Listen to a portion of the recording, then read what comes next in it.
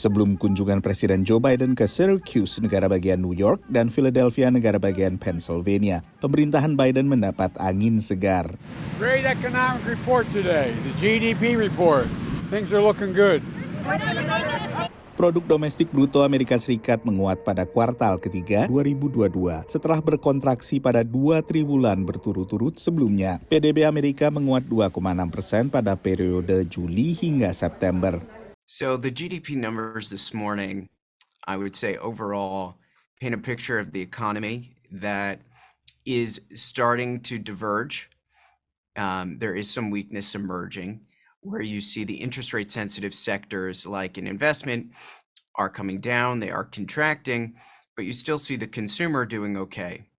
In this report, we saw exports, most likely from oil exports and natural gas exports, helped lift that GDP number, as well as imports coming in and inventories on the other side. But the main takeaway, I think that's important for the economy and for investors and for the Fed is that consumption still remains solid. It's not great, but it's doing all right to the point that the Fed can still read this as an economy that can handle further rate increases. Bank Sentral AS atau Federal Reserve selanjutnya bertemu pada awal November dan hampir dipastikan kembali meningkatkan suku bunga acuan kemungkinan sebesar 75 basis poin seperti 3 pertemuan sebelumnya. In December, for the December meeting, I think we're really up in the air of whether they're going to want to go 50 or 75. I think there's many on the committee that would like to slow down before they enter into 2023. Peningkatan ini telah dilakukan sejak Maret guna meredam laju inflasi yang mencapai level tertinggi dalam 4 dekade. I think it's pretty optimistic to think that the Fed's going to kind of pause here. I mean, year over year, sometime at this point next year, we'll see hopefully inflation back down in the threes. I think is the best we're going to get.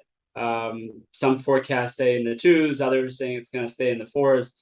But it will come down just by the nature of how the percentages work. How could you cut rates if the target hasn't been met yet? And so that's why I think the higher rates are here for longer than people are going to think. Target laju inflasi yang dicanangkan oleh Federal Reserve adalah pada kisaran 2%. Dan untuk sementara ini, data terbaru menunjukkan indeks harga konsumen secara tahunan naik pada kisaran 8%, masih jauh di atas target Bank Sentral. Sehingga analis memperkirakan bahwa data soal PDB tak akan begitu saja mengubah kebijakan Bank Sentral. Dari Washington DC, saya Nova Purwadi dan tim VOA.